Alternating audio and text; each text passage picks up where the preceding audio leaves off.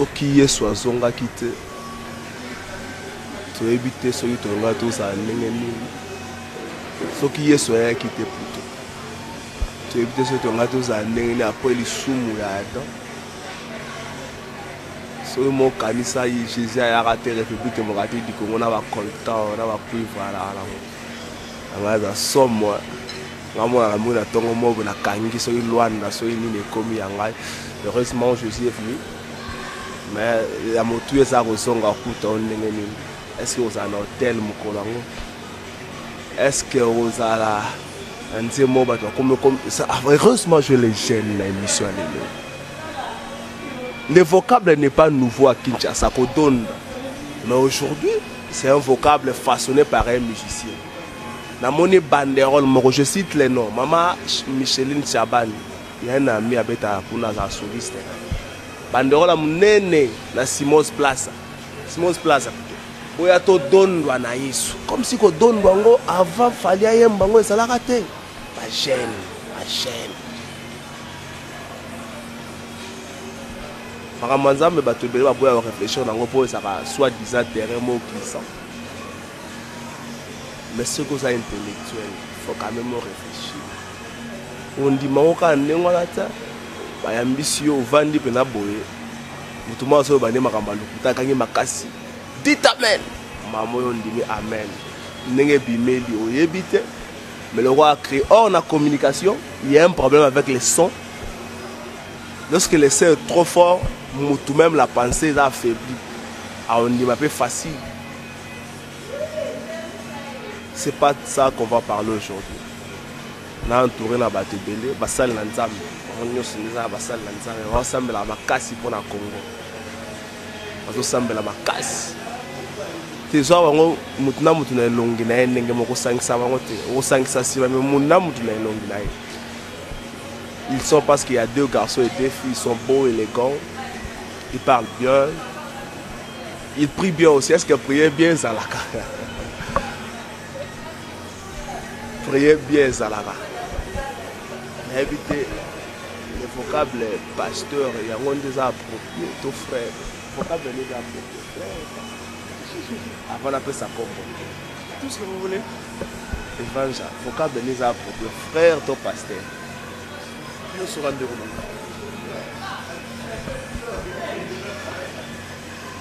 À ma gauche, le pasteur Christian Boissa. Pasteur, bonjour. Bonjour, bien-aimé Trésor.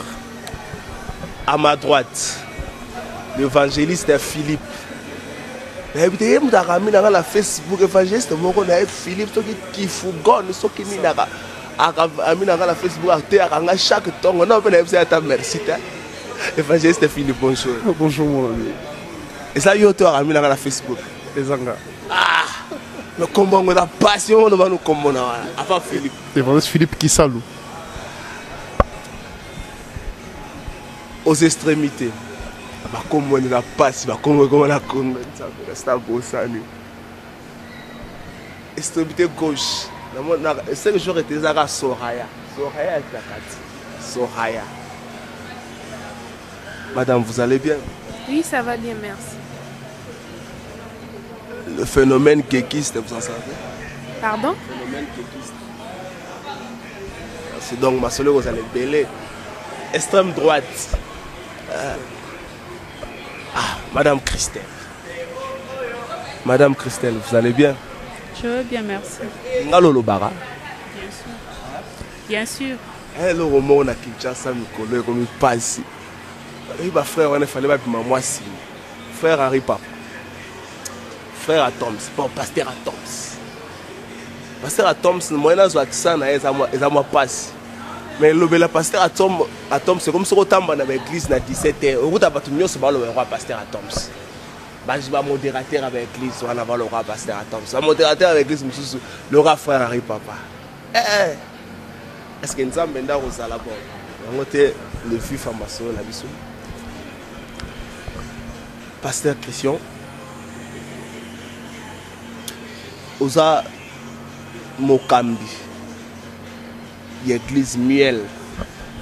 na province ya Kwilu tozonga na format ya kala po bato ebele comprendre na makambo te na format ya kala ya Bandundu. Est-ce que kuna toka bato Bandundu bana kisi ebele o pesa Mobutu Mbote atike loboko Mobutu tika kuna bato basambela pesa solo.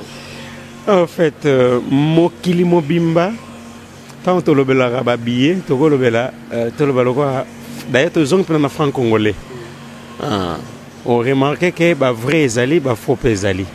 Donc pour y vrai il faut faux ezala, pour y faux vrai ezala. So tolobi kisi monde entier place ezanga kisi ezate. Mais une chose est vraie, ba mambango kala penza ndezala un impact que ba kisi moko so yandeni mais actuellement avec l'évangile les okota ba biloko ngo ezana ngo penza li sundenge ezala na ampleur ya kala parce que les gens ont compris que Jésus-Christ est la vie et vie wana ezokota penza ngo mtesa la ke ba biloko belé banganga ba démissionnant bon Nzambe eza déjà so tolobi on peut savoir so température ya évangélisation ya liloba Nzambe na quoi oyo se retrouver na bande eza ndenge ni d'abord ezali eloko moko oyo ezosalema kuna na Kikwiti précisément oyo naza missionnaire na bamboka ebele na tamboli na Congo na moni yango te en collaboration non en collaboration na Radio Sango Malamu ceux qui bazana besoin ba image bana notre père to organizaka eloko moto benga marathon de prière to bandango de 4h jusqu'à 6h30 chaque jour sauf dimanche to salango pendant un mois et to salango 2 fois na année na mois de juin yango yoti aussi là to la susu ya décembre goya. C'est-à-dire tu vois les gens au fond dans la site mode dont on subdivise à Kikwit en 4 ou 5 6 7 cette fois-ci tu as 8 sites 9 voire même. C'est-à-dire chaque semaine bozawana na tongo zotala na site moko bo fanda plus de 3000 4000 voire même 5000 personnes na site moko. Chaque jour pendant un mois baye bazo fanda na mabele to fanda na kiti pété. Déjà ce que moni loko ndengwana OK bato bazo ya bazo tika ba kisi so besoin ba image peut-être na kopesa au moni pena bato bazo ko déposer ba singa loketo ba singa et des guérisons miracles bato bazo ya parce que bandimi loboko nzambe banganga bazo ya tant zo banganga c'est-à-dire mutu ayebika muta mabe aye ngana yebika cha moko to la kana na kala comme on a rappelé le walufu pelembe lufu la kisika liwa pelembe walufu ayaka soit disant kotika bakisi ba pasteur moko la Kinshasa comme on na bon marché na kota paroisse ba catholique na ngambo pasteur moko comment kapela ba $5000 par papa pasteur Kabundu Alessa ayaka tika kuna tiki ni yo edingwe pa ye mais edingwe aleka te va pasteur ko sakana ngate ngana yako tika kisi pa nteza ba makambino mo boko ma obongisa te ozwi mwa 2-3 nganga bayeka neti sambla bayena bikeko moko esala ka suki po bikeko musupe sala ate donc des mois diable a rané suki na te bayeba tiki bikeko wana est-ce que ça benza ya solo moi je me dis une chose ceux qui va adresse à banganga yebani matu batika mabe est-ce que ça va bangango ba adresse na bango yebato bangango basane to ba na passer ba génération spontanée. Bon, moi quand je parle de banganga, je parle précisément ya onga na moni, hein?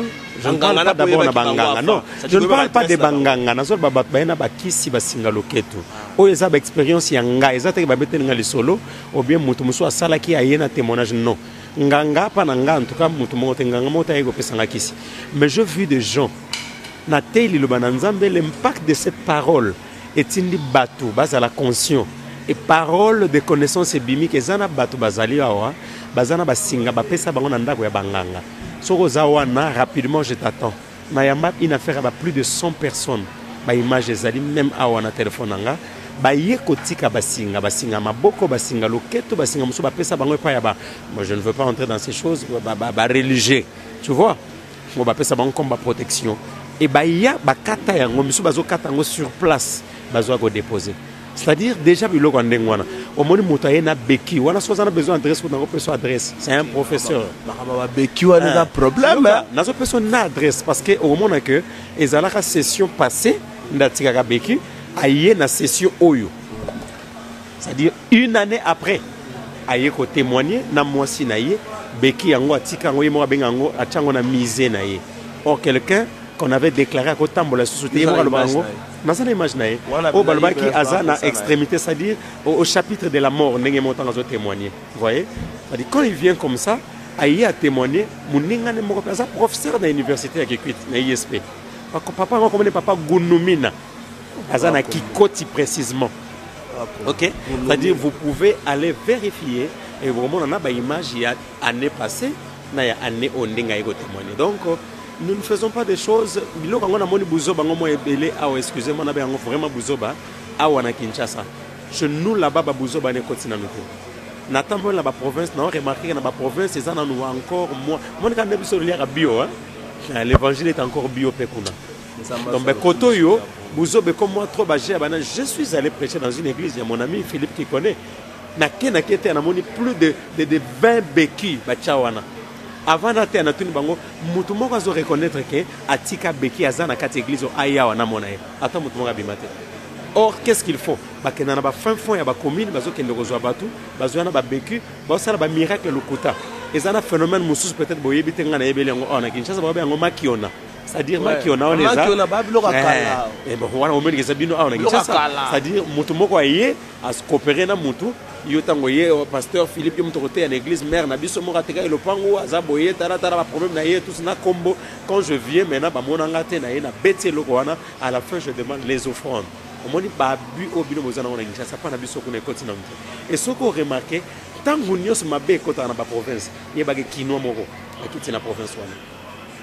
J'étais à Mwanda, les faux prophètes, nous sommes à Kassi, on a Mwanda, ce sont des Kinois. Bauti Kinshasa, nous avons à côté à Kasaï, parce que nous devons nous dire la vérité. Côté où nous sommes, c'est trop moins mingi na Kinshasa.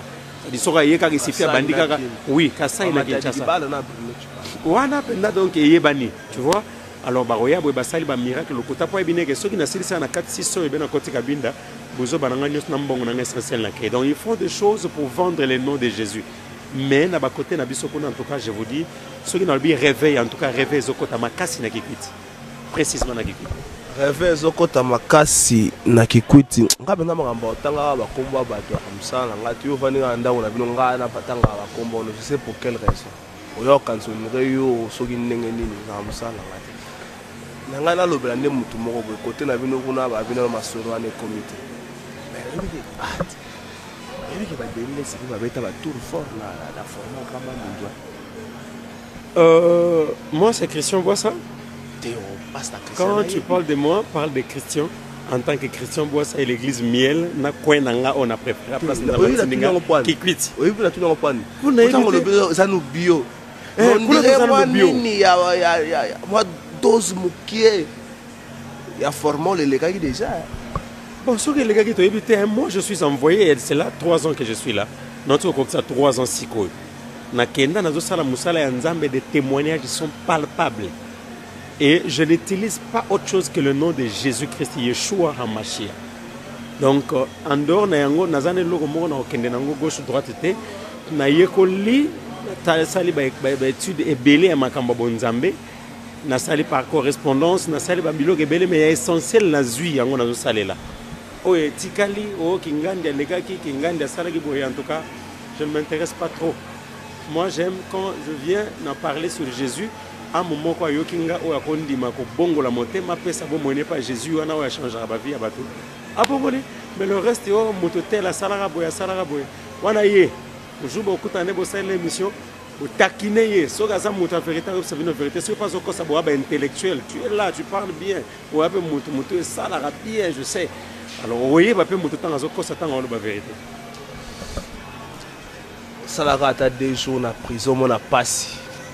Si vous avez un bêta calcul, ça là, ce qu'on couvre, vous avez 30 ans. Il faut ça, c'est une éternité en enfer. On a le bangara, ça m'a bé. Eza te po mutu alekinga mais ça kana beta kalpe nzamba kozonga na ngongo ya lingi parce que enfer uvana ngosiko bano vana mboka wana za la désordre moko na zeko expliquer ba tout molobi na butu enfer ya suka désordre bato saka mutu te ye moko diable bato boya kae so bon Lucifer bato boya kae mabe taka mudoka mobuta ko boya Lucifer a ku na tante mboka moko désordre. Oye pas ne bato ba so quartier bino ya désordre bato ba diable si jaka wana. Oye pas ne za bongo. yazaka aîné mais ce aîné moko dana pala mais la kadiamba baleki ba oza ndenge ni tala tambola na kobanga nzambe ça nyonso o éviter loko wana so za loko iko éviter là enfer là non za la lelo na se retrouver en enfer mona mukuya ko évangéliste Christian yonga na sepeli ka posa akili évangéliste Philippe pardon pasteur à côté de là un moment monsieur roleka na kinia yango après 3 mois yonga na kini yo so de odondi na Yesu odondi de na Yesu odondo so dondi na Yesu c'est quoi so créer séminaire moko boya to dondo na Yesu bon tu kana hôtel ah oseani non c'est rien boya ngonde za mode kono boya to dondo na Yesu to dondo na Yesu bon na mboka na biso quand neti yo poza boye ce que lingo benda bato vers yo okosala mwa likambo moko boye okopesa mwa liloba moko boye po ka ebenda bato vous voyez alors non na dondo na yo sote mais ça on le vit bien na champ lexical chinois les mots que donne doit être sikati a dit que tous rose la ta atanga ba pasteur o yango o bato ba yebi bango te pasteur pour nous fêter ni langa na moni kombone lelo akala lemba na tout ça ye mutaso ki moana azongi sango susu na gene ba kinwa ba loba donc a to défango sans problème donc c'est mongo na droit d'hôtel to futa ko na sim mais bozoli fali aena le kamna to dondwa ali yoka na ba église ko la thème la prière to dondwa na Yesu concert boya to dondwa na Yesu ba finaliste ba bazi examen d'état l'église boya to dondo la diplôme mais non kota Yesu to ko créer bon kolobake kota Yesu to créer eza moi kitoko mingi te mais et donc on a le bacal que ce qui n'a pas que yaka to dondo na Yesu maloba no uti lo bango que falite mutabandango excusez-moi de citer ces noms là les noms de famille yete mutakelango alors bande ko na biso bayembi bazu yango ndeko na azu yango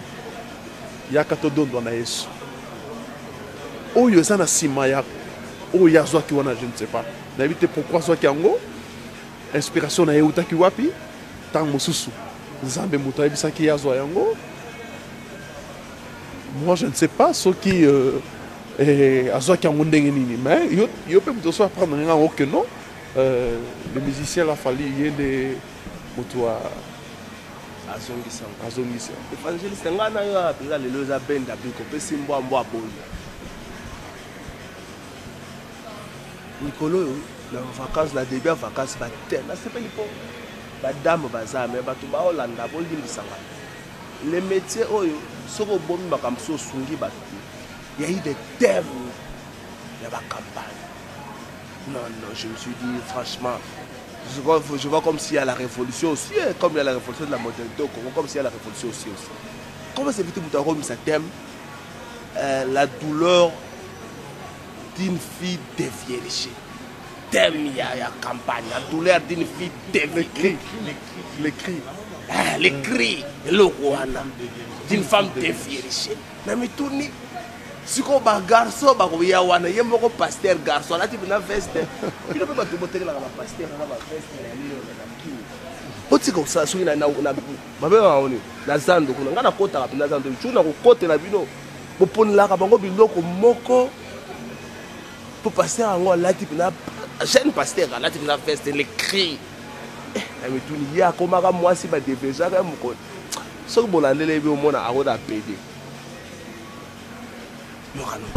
qu'est-ce qu'il y a église des rêves à Kinshasa qu'est-ce qu'il y a bon de merci beaucoup na c'est pas mingi parce que tu as un souci il y a quoi éclaircir batou sur l'évangile sur Jésus alors nga problème nanga eza moko na tu bisango na bandeli awa que bisike wuteli wana bisono to bien côté parce que Christian tout le belo au monde c'est pas lango makasi là où il y a les faux il y a les vrais alors biso na monde na biso lelo tozana lit moko lit na biso ezali ko mema bana na nzambe dans les vrais alors net sur le lelo tozana yo toza peka na yo Alors, on est là, le banalikamon, le pasteur wana thème wana, je ne sais pas, et outi et wapi. Des deux, tant que vous sa thème wana, vous bengi sa kakaba na bas sur le mibali. Vous bengi sa responsable ou bien kakaba. Vous voyez? Alors, tikana biso que dans notre pays, dans notre monde, ici à Kinshasa, ezana ba makambu ya ndenge na ndenge ezo salama. Le pasteur wana, qui est son père spirituel, toyebite. Origine na ya uti wapi, toyebite. Nani tata na ya molimo, parce que ce sont tata molimo, tout ce que tu fais, à couper son conseil. Ce que yekoli makambu nzambe n'est pas Christian lobi, ce que yekoli makambu nzambe, oyeba et l'autre ni na kosala, l'autre ni na kosala te. Yo tata na molimo na. Tata na molimo. Le révérend Israël Mbambi. Bokulaka Israël Mbambi, maximum de respect, interview moi mi balé la sala nae, na comprenant que Boanya est fandi wana. Et là moko je comprendre. Ouais bi loko sozo bomé. Ya on a commencé les fois on a no baka lingala. So na côté l'église ata ba mot français so ngala sambela kala lingala. L'église des réveils, dans une église à Bolamuki. Série Tosoyemba, Nama Bondeli, Boyaka Tobuka, Jericho, Tokobuka, Galaranga, c'était fois à moi, Tokobuka, Jericho. Et qui est aussi à la canne église des réveils, moto bango salamabe. Tant que tu as des démons à Lingala, bimba, vous avez dit que des démons au Kende. Mais depuis que tu as dit que tu as dit que tu as français. Tu as dit que tu as dit nigérien. Tu as dit que tu as nigérien. Si tu as dit anglais, tu as un problème. Tu as dit que tu as dit mais tu as dit que tu as côté de studio. Tu as dit que tu as artiste, tu as dit que tu as plagiat ou isumu. Tu as dit que tu as la biloko wana. Tu as dit que tu as français. Il y aura ce qu'on va prier avec bien-aimé dans le Seigneur. Esprit de Dieu est ici.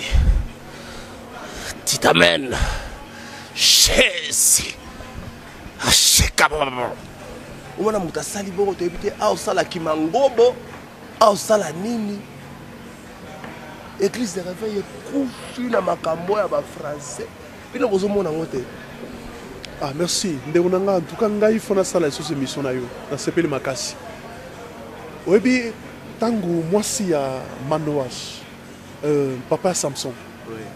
Moi ça zalaki bazaki nelanga, mais moi ça zali na ngamo mususu, yepe na ngamo mususu. Moi anja ya abimeli mwasi. Ayebisabi okobota, apesi bikila mwana oyo ya kobota wana. Mwasi anja limona. Moi ça kimi mbangu.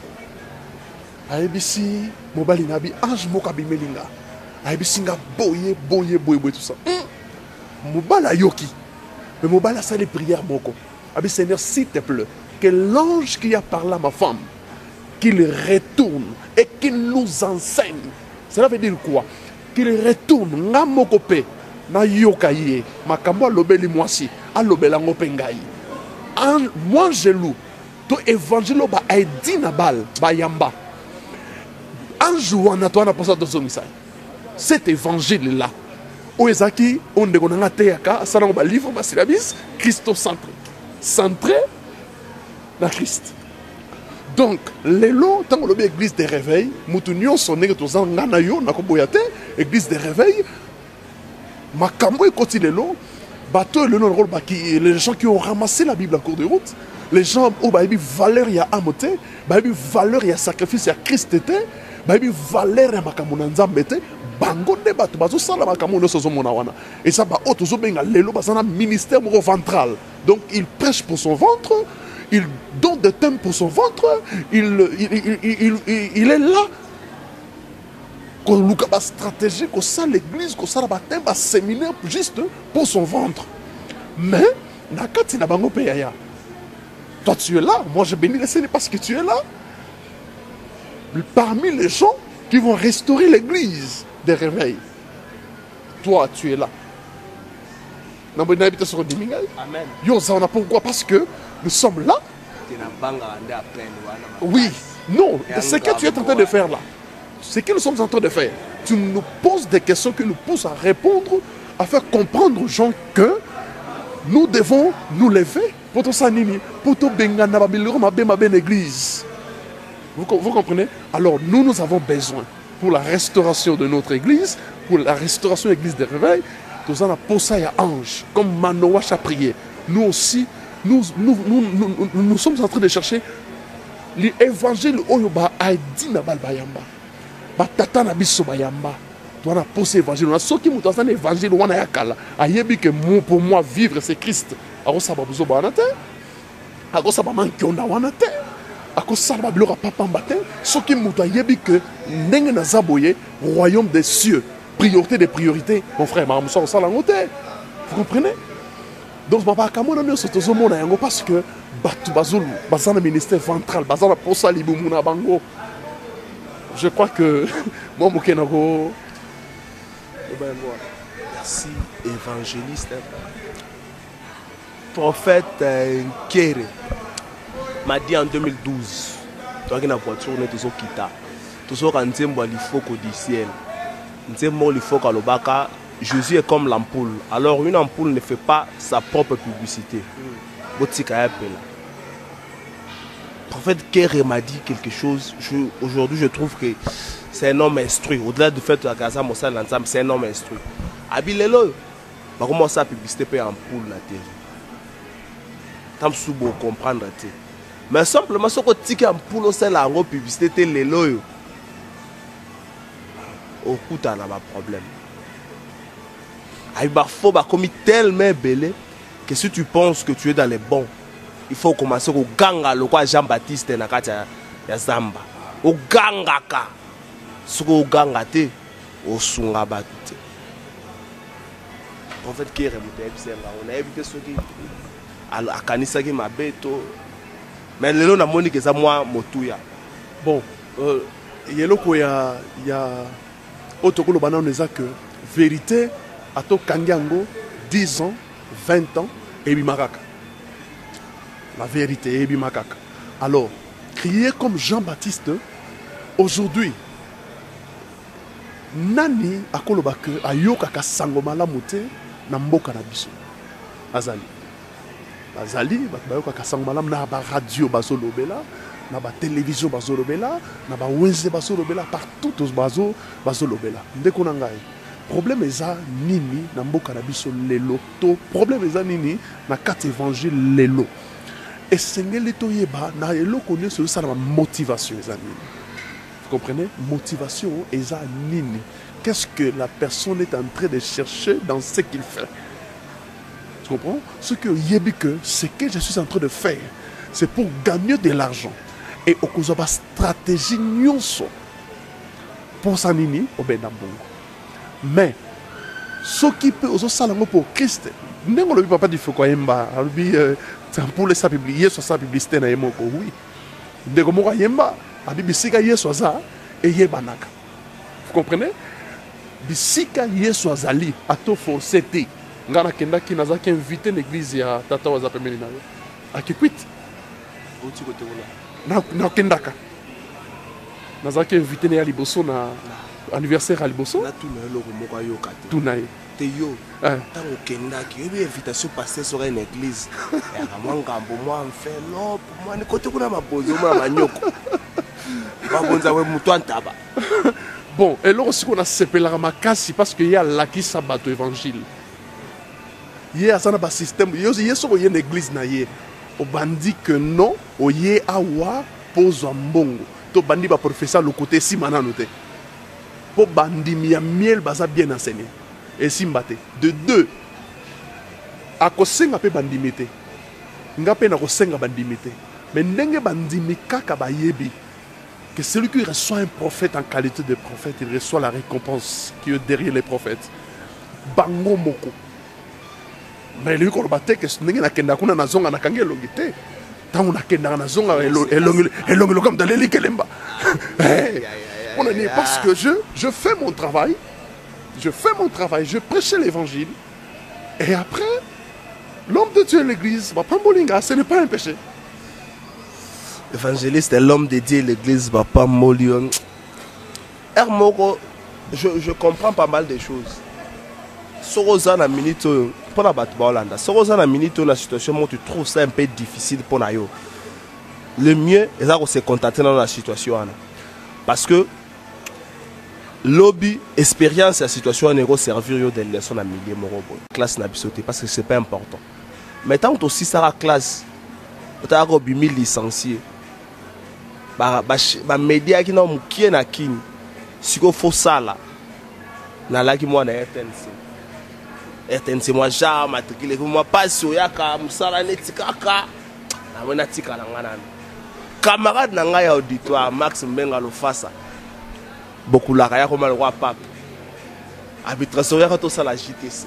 Ya to ça la JTC to monter stratégie na biso bi canal libosonga na komyango. Moko baninga musuba mo benga ya ba maele belo ana ngwana ko fana otamona na ba Max bosa la JTC.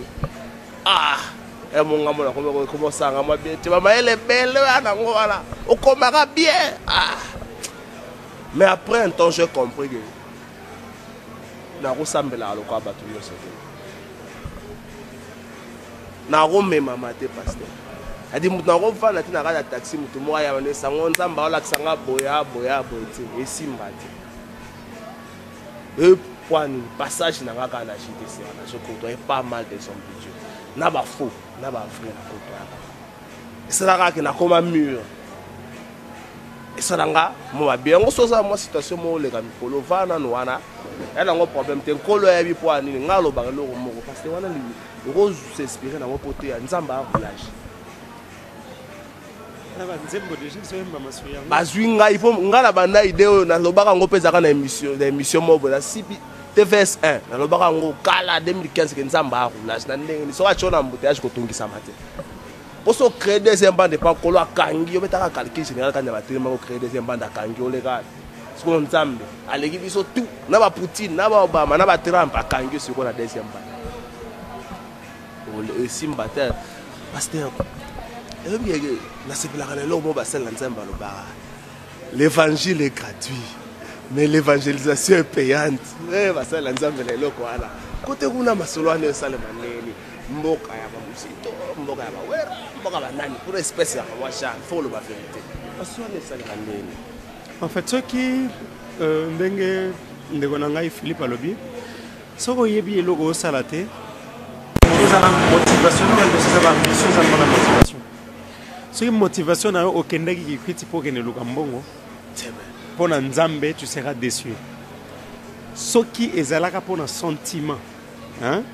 Que na oluka lar siko na oluka lar na fandisa ba makamune bat baloba na oluka na balar na kena na kwemoko. Je préfère na kende ailleurs qu'à Kikwit. Je dois te dire la vérité. Tant autant ba kombo no so tant que je ne vais pas répéter autant mboka na bango. Tuna bango loni basala na mboka na bango na omona ke ti lelo basala logoté. Tu vois? Et ti basala logoté na mboka wana. Eza centre mbongo peut-être quoi ko sala ke baluka makasi mais baluka rati. Alors l'évangile tant que tu to uti musika ba ebi d'abord que wana quinoa. Et lors ali bosso d'intérêt de bazanango so quinoa aye surtout na mambo bonzambe ba bika ke aye kolukala. So kena ba ona loyenge mbongo ye ba ko beti déjà poto makasi pour kozwa pété. Ba web so que non ba quinoa ba la bongo wana ya ko beta bino ba biloko lukuta ti akangila na kangia ke. Si c'était pour l'argent, je préfère encore faire une Angola là où il y a mes amis, là où il y a des pasteurs, où il y a des bana na format bazakuna ba osala musala. Na bane belé. Bon, bakoko bana wana na tata na molimo. Tata na molimo, s'il faut dire bon bien que le mot père spirituel, il n'y a qu'un seul père spirituel qui est Dieu. Amen. Nos pères dans la foi, ngana tata mokona évangéliste Philippe. Pasteur Mbambi. Mais mentor Nangai, on a travaillé pendant 9 ans, qui est mon encadreur, mon coach, mon boss. Hein? Si je dis tout ça là, c'est parce qu'il me payait, il faisait tout pour moi. C'est le révérend Dayo Samuel. Yende, on a eu à travailler avec lui pendant 9 ans. J'étais là, 5 ans comme assistant personnel, c'est-à-dire 3e personnalité à FIM, 4 ans comme missionnaire, qui a une mission, qu'on a implanté par-ci par-là. voyez déjà ndenge na bandako kende wana na yebi ke soki na kenda pointe là okanga vrai l'art soki na kende limbongo mais soki na kenda na kikwiti c'est par une recommandation est-ce que yebi ke ka kikwiti wana et ça là que na perdre ba makambo belé matériellement peut-être na ba relation est belé il y a valeur non pas seulement yango au fond de pena boyer na suka na pena motabi que non moi j'aimerais aux alano kana Kinshasa soki pena ba côté kuna malamu totika na biso tu vois ça par exemple zela ce sont zela c'est-à-dire ceux qui ezalaki pona ko luka ko gagner na ko gagite ko ndima ko perdre babiloko ezalaki il y a valeur ponanga tu vois déjà alors ceux qui na ndima ko zala kuna c'est par une recommandation divine Dieu m'a dit va et tant on a kenda na pesa nzambe basi na bi si tu veux vraiment que na servir yo awa na bi que naza eza tremplin ponanga eza sika moko na dendi pona mata musika yango moni na mviara ni Kinshasa na mviara sou elo monter en Afrique ni poto voir même OK parce que je sais que Dieu va m'amener trop loin et na bilaka na ba makamno na ba sini nyonso na ba preuve na ba prophétie akala nyonso na zana yango donc tant on a ndimi d'abord qu'on reculer c'est pour mieux sauter alors qu'on reculer on eza ko ndima ko perdre on ndimi otiki courant ezala awa kuna tolana couranté peut-être bien maya malongeza te tokena osomba ba maya osomba ndengeza wana oyebi ke o koma vous en avez besoin de s'inspirer dans internet makambe belé mais là-bas ça coûte plus cher que Koto du fait déjà que courant exact électricité exact mambo belé eza moins mais pour mon agenza me mutati ndanga nazana mboka wana il y a cela 3 ans mais nazana mona 8 livres na koma il y a déjà 6 et 6 lits normal nyo c'est 6 lits 2 wana ezaka nazo compléter je crois que ceux qui nazalaki na Kinshasa je n'allais pas avoir le temps au koma biloko wana c'est comme ça que des fois pour obima oboma Goliath il faut zana solo nyama or solo nyama bazala nango na ville te bazala nango na zamba David était le moindre ba comptait même pas na famille na bango père pena papa ba tourner wapi bana no tolinto pambola tolinto pona mukonzi obike abime sa bana mabosa na yende tata David ke mona mokaza et comme c'était Dieu qui devait faire cette sélection ba on nos bambinga ba bimisa ka bi non pas bango moko susa zana zamba bi oui nana mona moko zana zamba ba ko benga tu vois c'est-à-dire nazana posa ko boma Goliath mais pour na boma Goliath nana posa solaniama or solaniama na ville ezalaka fona kende tina kata zamba na koma na zamba pour na ko comprendre que moi si à sokolaka te il n'y a que la femme qui se lave mobali à sokolaka te c'est-à-dire na préféré na kota na zamba pour na koma na solaniama dans na zolo mobali à sokolaka te c'est-à-dire je vois l'image de Dieu. La femme qui se lave, c'est l'église. L'église n'a pas besoin de sanctification, elle a besoin de purification, elle a besoin de bénédiction. Mais mon si Dieu n'a pas besoin de se sanctifier, il est Dieu. Tu vois? Mais pour Olongwa, Mutu, Okomana, Kadra, Bonzambe, Fondimo, Bimana, Solaniama, pour Goliath Akoya. C'est comme ça que j'ai suivi. Donc, ça dit instruction Yanzam. Nakenda se retrouver pour nous. Ce qui est allé pour nous, en tout cas, je ne pense pas parce que. Tant on a bête à moi tour mokena autant en mbokate au betika moi tour au kama bona retour na butin pena au seki ozo seka pena mbongo yango comme le roi mais kuna fandi na OK kuna sko leyo ozela ozwa ngande mna koti saka na musala tu vois naza on a Kinshasa bisika neso babenga na ngende hotel ya mon frère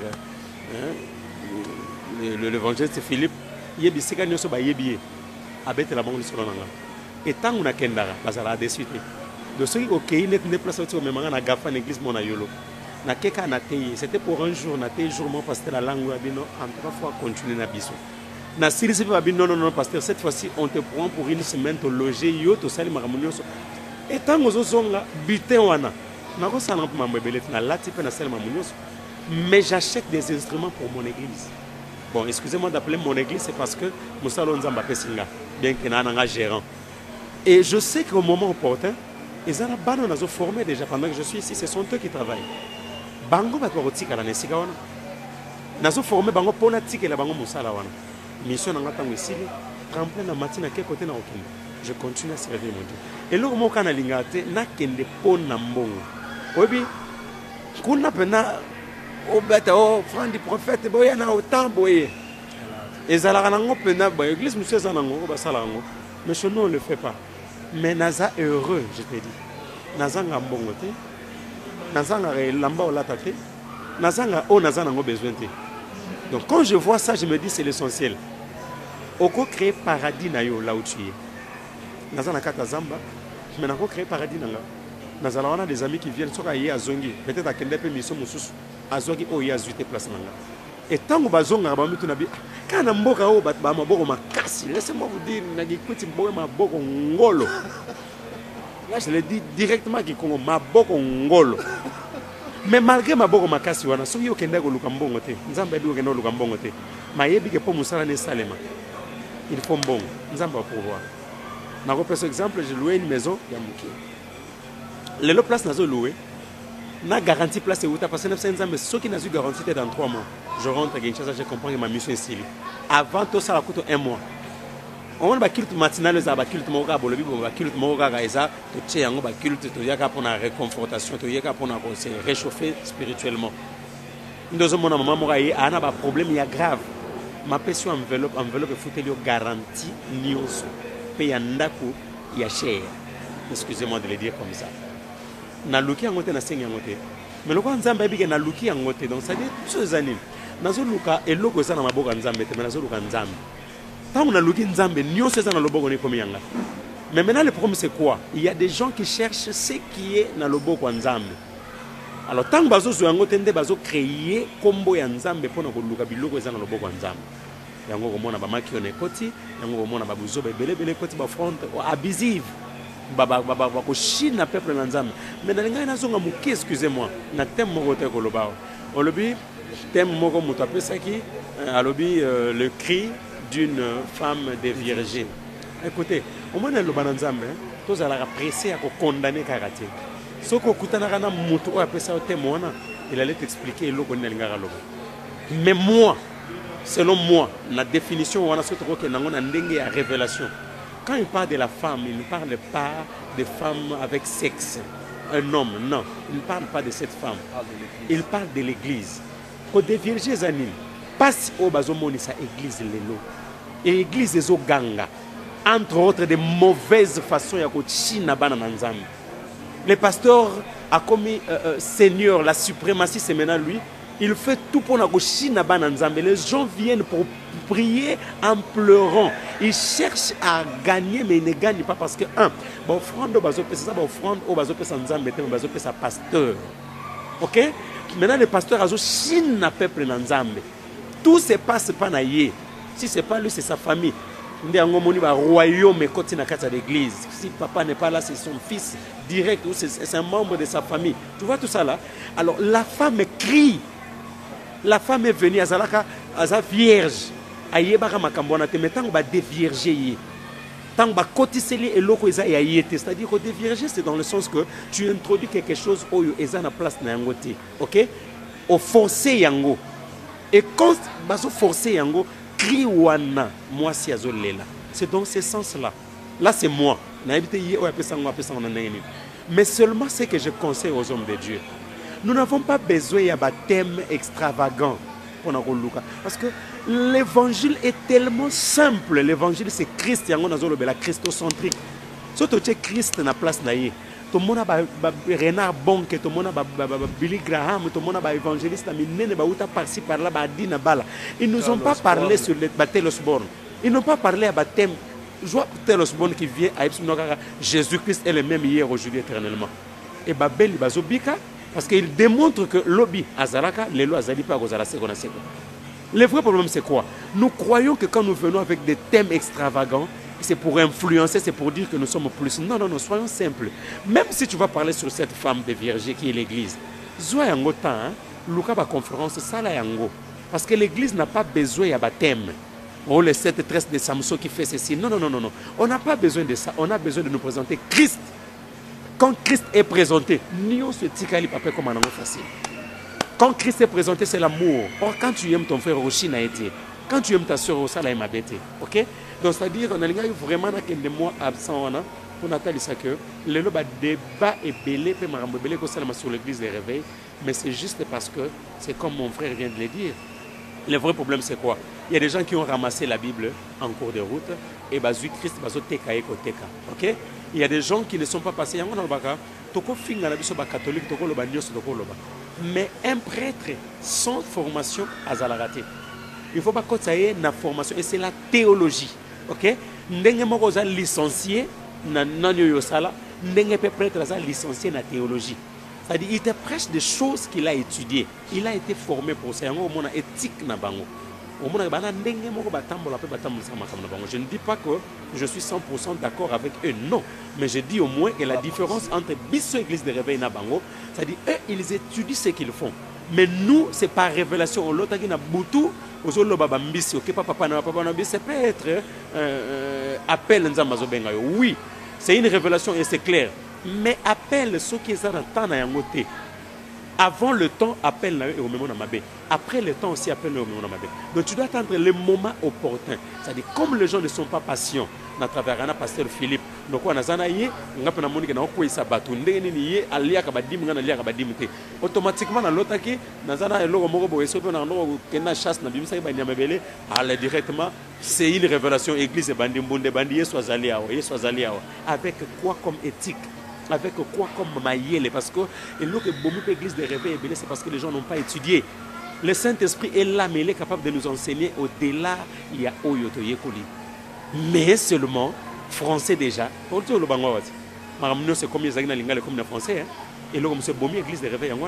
Est-ce que tu sais seulement que la manque de compréhension, il y a un contexte. Et comme un bâton dans le bungi. Contexte kaka tellement muta comprendre qu'il y a bien été. Je donne un exemple clair, mon coup c'est aussi de ça. Dans un exemple, il y a un pasteur qui est venu. Moi, c'est comme on a pour lui dire que non, j'ai des problèmes. Non, le problème que tu as, on va prier. C'est pas un problème. Mais tu sais au moins que la Bible dit, celui qui n'a pas de fils n'a pas la vie. Tu vois, Azu verset biblique. Celui qui n'a pas de fils n'a pas la vie. Parce que maman Tony, mais tu n'as pas la vie, tu dois d'abord commencer par avoir un fils. Non, non, je peux t'aider. Tu vas avoir un fils. Quand tu auras un fils, c'est comme ça que la maman qui est lettrée, mon atamoni quand même dans la Bible, c'est lui qui n'a pas de fils n'a pas la vie.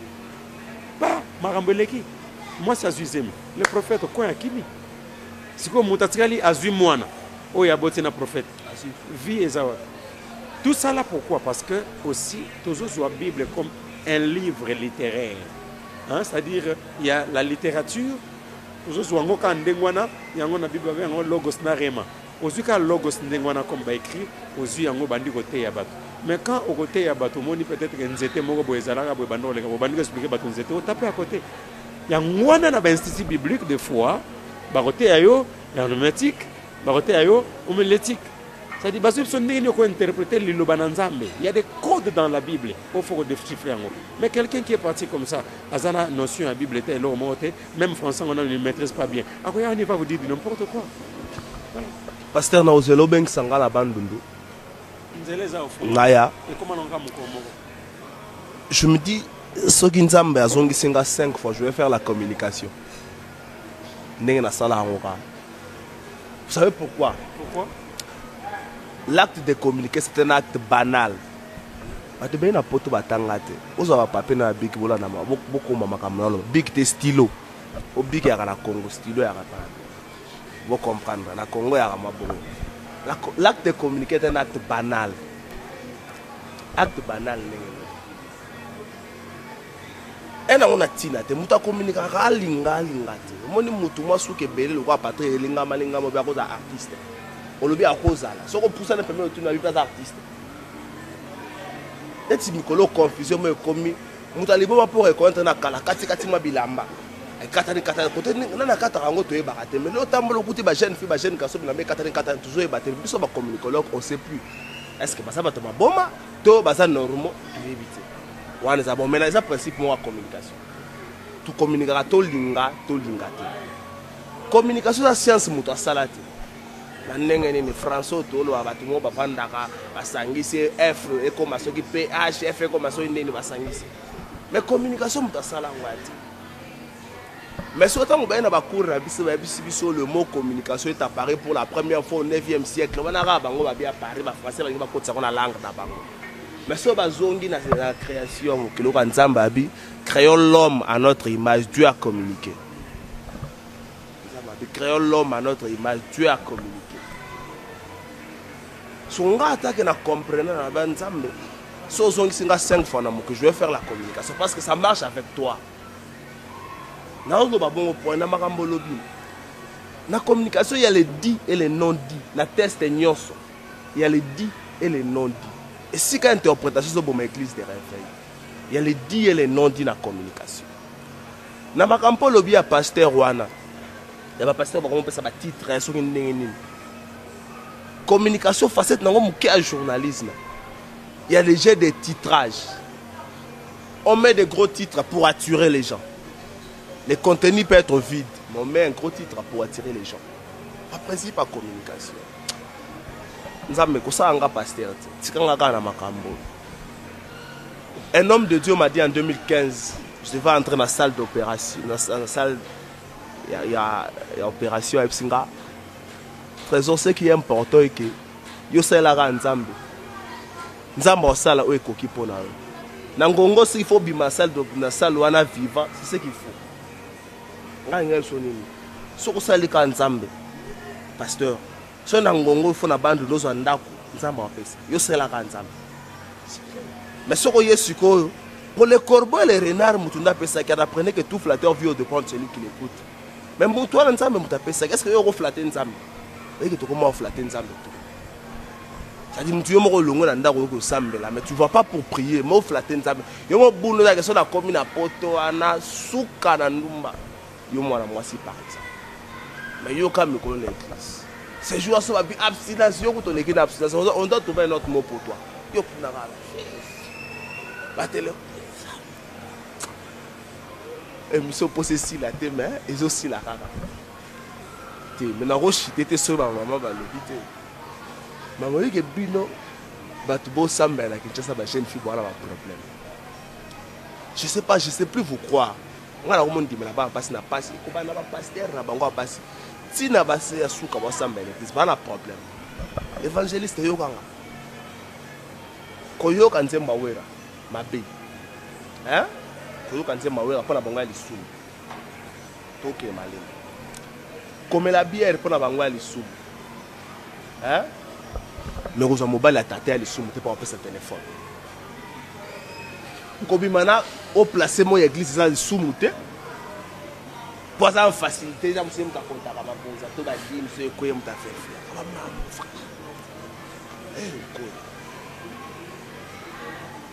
fait. La question que vous avez battue, la personne qui a mis quoi là? Est-ce que on peut retrouver encore des femmes qui prient ça? Bien sûr. Nakagnon, c'est exception et ça la non? C'est vrai, l'exception est faite pour confirmer la règle. C'est vrai. Mais tu vois, moi, pas si quoi? Pour on dit, mais la banque, comme il passe, na bateau va s'embelara. Na bateau va s'embelara. Te ban loko. Sois bien. Boita mon La différence est où? Maman, la différence est où? Est-ce que quand on a photo que ça la fière que ça pose mon boy et ça l'issoumou? Non, non, non, non, non, non, non. Non. Non, wana est... Maman, il y a d'autres églises où il n'y a pas de caméra. S'il y a de caméra, tu as une équipe, cette équipe-là prie beaucoup plus la semaine. Hein? Par la séance, tu as la prière, la pasteur et tout, tu as l'intercesseur et tout. Ceux qui vont continuer à faire service à protocole, ceux qui vont prier, ça, les bango, ils prient intérieurement. Mais l'église, on a la caméra à la raté. Mais on a une photo tant qu'on va prier. Ça dit qu'il y a ça là qui wana. So na so na so lo kongo. Achebwe. Boita munoko. Boita wana salingala. On peut retrouver encore des femmes ou des filles qui prient sérieusement, sincèrement à la Kinshasa. Oui, bien sûr. Ça dépend, c'est pas toutes les filles qui prennent les photos. D'autres, si tu viens prier sincèrement, tu vas pas prendre une photo à l'heure de la prière. Mais si tu es venu pour autre but, tu vas prendre une photo. De quoi ça donc ça système de continue l'église va chombo to chakawana. Moi ba système ba chaka ouais, cheni ni chombo sur numéro na yo, service moi sécurité ça wana. On récupère téléphone là, si numéro na on a téléphone na yo. Donc c'est identique numéro ça nango na iska ba téléphone c'est identique aussi. Pour ça pas photo en pleine prière et bimaka wat. Et bimaka. En tout cas, vraiment, et là qu'on a lobby photo dans l'église, c'est pas bien. Alors, Moutuna n'a pas Sambela. On a un Christian à l'Obang dans Internet, je crois, un jour. Comment toi, tu es là en train de prier, tu es devant Dieu, mais on a pris une photo quand même. Là, tu veux intimider maintenant les gens. Tu vois? On a Moutana Sambela na Zamba, à quel Zamba? Alors, Sambela, à ça, les selfies, à ça, les photos. Alors, nous devons d'abord respecter notre Dieu. Alors, bisotanto ça la cour à théologie na entrée kaka. Ezaki déjà sur lingo kota il faut aucun téléphone na yo. Parce que tu es venu pour apprendre. Tu n'es pas venu pour répondre au téléphone, tu n'es pas venu pour faire des photos. Il faut aucun téléphone na yo. Alors nazolo bana bande ko na biso ka ba certain na ba pastat. Na ba pasteur ma pasta beta moi bilele bani. Simbano. Passer à so caméra pour là.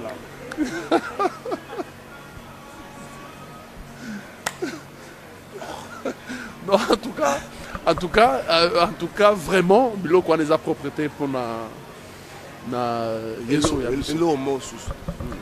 Ba passer ba ma casse na classement. Classement oyote Patrick. Voilà. Ah, mais on va classer ba. Je m'excuse. Voilà. Ça, les physiques des gens na lobela kango ata mukete. Bande ko bozwa ngo te mais simplement na loba mondo ya makamanza minga pa na umeli kuna. Bozwa ngo na ndeke ya mateke. Aucun reportage l'église. Tant que tu as là qui n'a acheté, c'est aucun reportage l'église. Pasteur a bien mis web caméraman là qu'on habite, caméraman tomé ça na te yo tomé ça na signaler. On bi longa ba fia ki tsoko wana. Ya on a benda on a trop. Signaler na système. Qu'est-ce qui se passe? Nkolo na etoko yo muto salaka e. Po etoko aka pe asona maka longo ndie mais yo kutu kolo salaka ça dit. Nyo ça loku manzambe. On va passer te ba fia bi longa. Est-ce que ce moment la publicité l'église bilonga mabé? Publicité l'église et l'église. Est-ce que la bilonga mabé? Est-ce que bilonga mabé dans les alaks? Té. Gassiti. Pour au ça classement. Est-ce que ce moment la publicité l'église mutualisou? Je dis bien excuse. Mutualisou moi quoi? Non te monate. Non te monate. Là tout ça publicité me connaît pas. Ça publicité me connaît.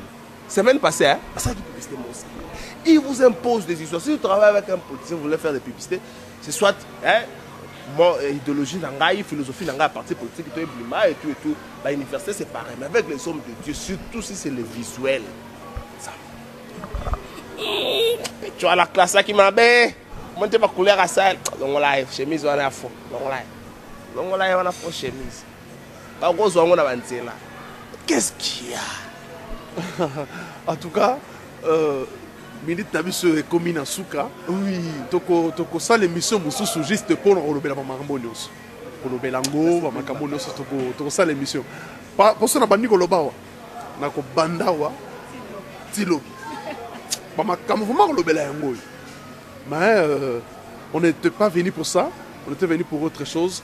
Toko olobela ngo comme ça toko ye bande na ko cha ordre na makambo na nyonso. Nkolo azwa lokumu eloko on a bosana eloko moko ezasonga na lopa na zo bosana ezonga une fois na Bible ezonga ezaka 365 fois na Bible.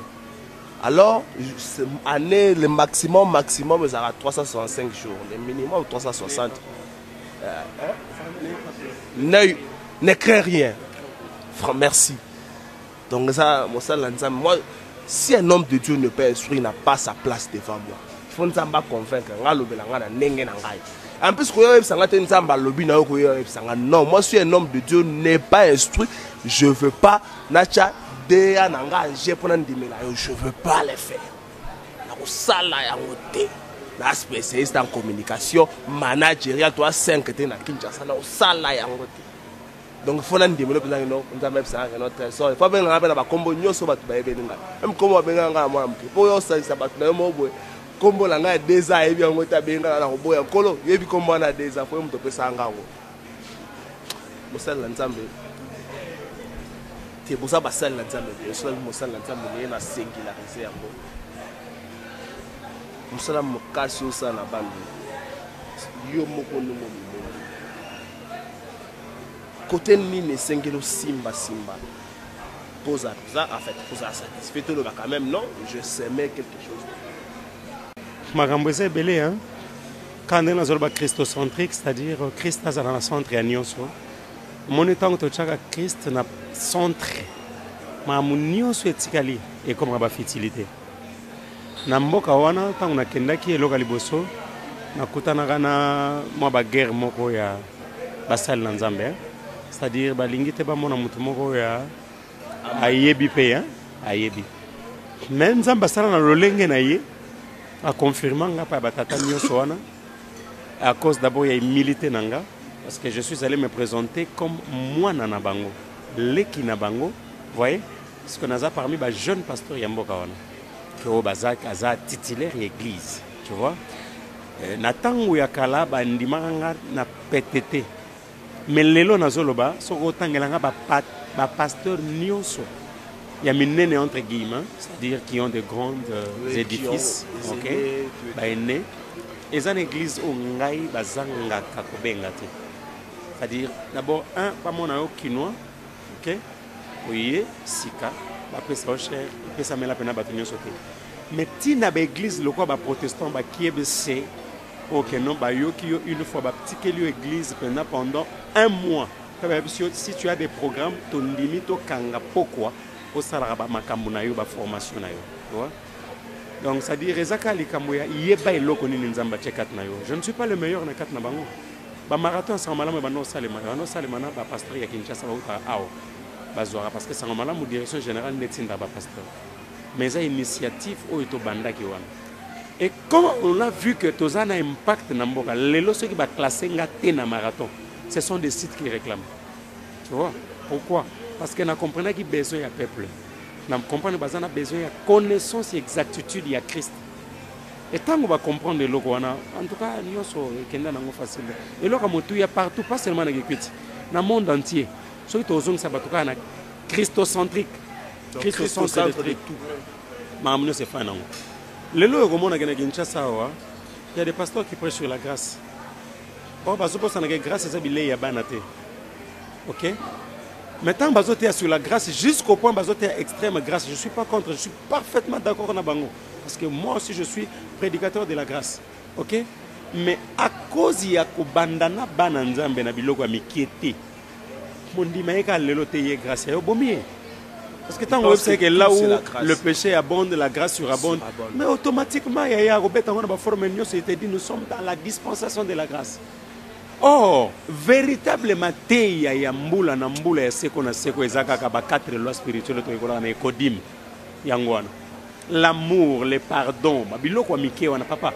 Tu trouveras une église où les gens sont prospères parce qu'on leur prêche la prospérité, mais qui ne verront pas Dieu. La prospérité c'est quoi en fait? Ezako ekola samutolona. Nazala mo pagano nazala mo Christ soki na loni na kobuka. Wera sona sangisi bato na kata stade alesi ba shege nzamba ko pambola ye. Mais à Kokota Lola, il n'a fait qu'obéir à une loi.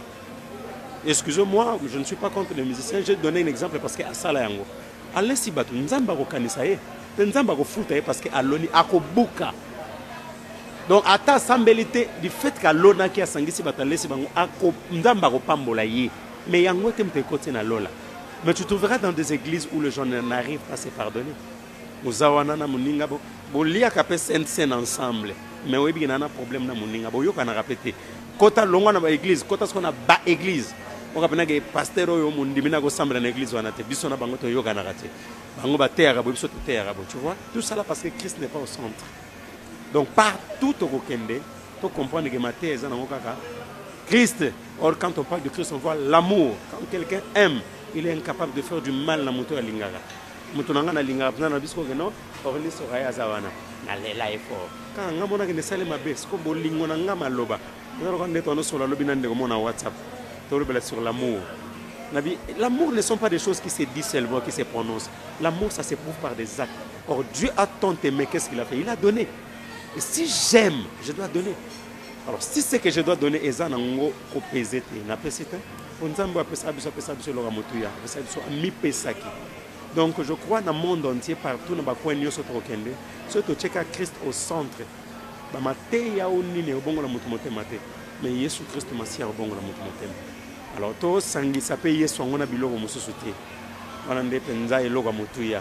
Aujourd'hui Christ est prêché, oui, on monte pendant l'église va parler sur Christ. Mais na se ya Christ wana bobombi nini. Pour biso peto comme alors ba fait ça ba miracle. Na sima komba Christ miracle bozo saleza na nini na se. Donc c'est ça le vrai problème. Revenons à Christ.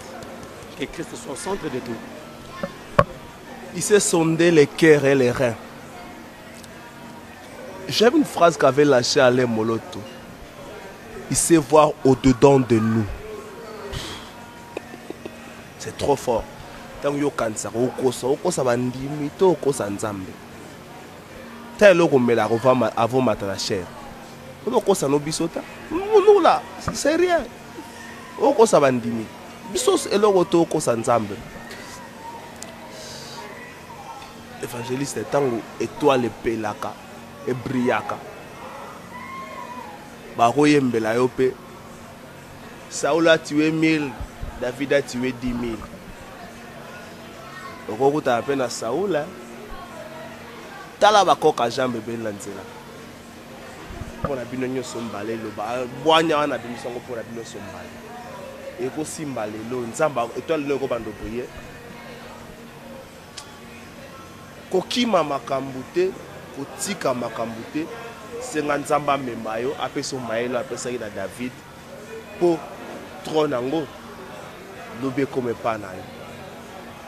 Soro kimi otiki, bato mususu baoyo bunga nzamba chaka bangoka na nzela na yo. Tukomi na biso na suka. Kama kama nzambe na linga ate mwenye sila. Ya parmi biloko ezwaka ngai. Ma toko sukisa tokomi na suka évangéliste ne pas suke pa na yo na ebite soki okotanga na pe asomo no kotanga moto moko mibale misato njambi yo kaka. Merci beaucoup, merci pour l'émission Kitoko Tosali, merci pour na bande konoso banandi biso. Je crois que Tosali émission quand habite moko ko tali sabana na nzambe que Jésus il faut avoir place na ye na nyonso. Au salaba séminaire, aux églises, partout tu es. Donc Jésus a sa place na nyonso. Je bénis une seulement que j'aime beaucoup, ma très chère fiancée.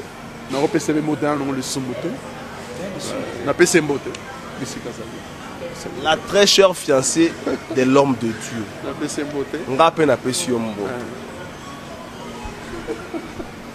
Pasteur Boissa, tout si Sarayo.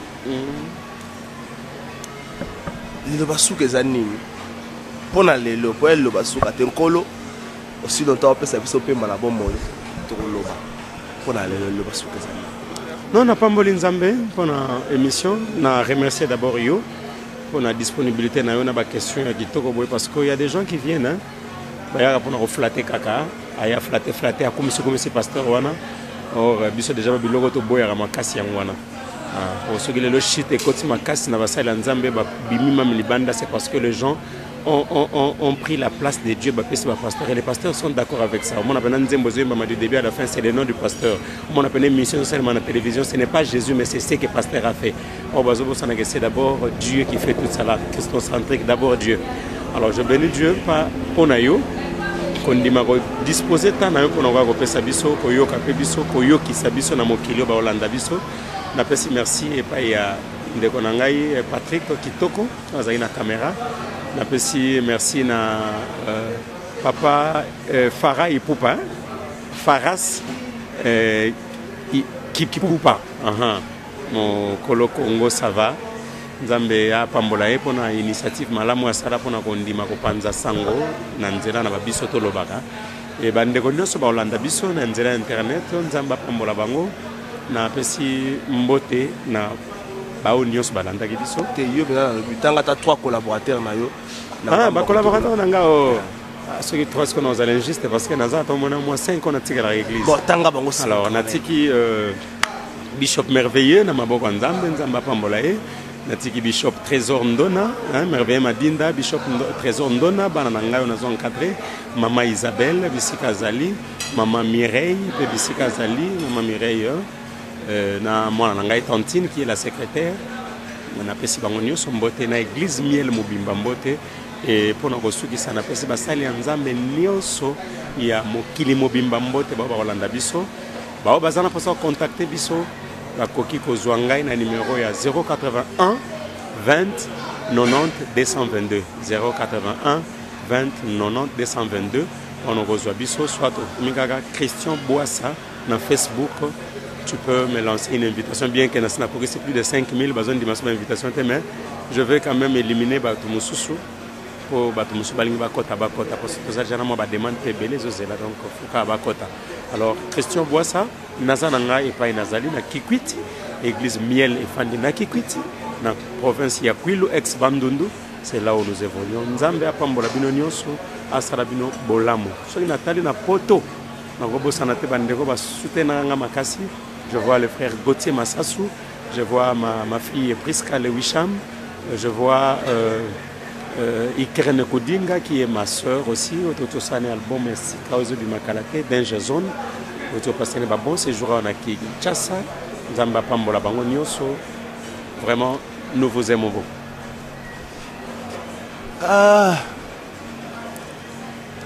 Tenga bena ba komba ba tuna ebite so yokomi ka makambo mémoire bungi. Maladi mona président ya Zimbabwe. So yokomi ka makambo ba komba ba tuna mémoire loko za souté. De toutes les façons na se ya générique ba ko tcha kombo na. Soko ebsenga, je vais dire à Patrick à tcha kombo na, c'est pas important. Moi j'ai été à l'IFASIC. On nous a interdit ces histoires. Appelez ces gens-là qui font de la musique, qui font la chronique musicale. Appelez-les, dites-leur que Baboua Kabino. Je vais checker, mais ça va arriver avec l'État. Merci Nabino. Moi, le plus important, c'est que la République démocratique du Congo est un héritage de la famille Moroti. Il y a la famille Nangate, il y a la famille Nayote, il y a la famille Nayete. Quand ça a un autre Maramba, il y a la vision Nyonso.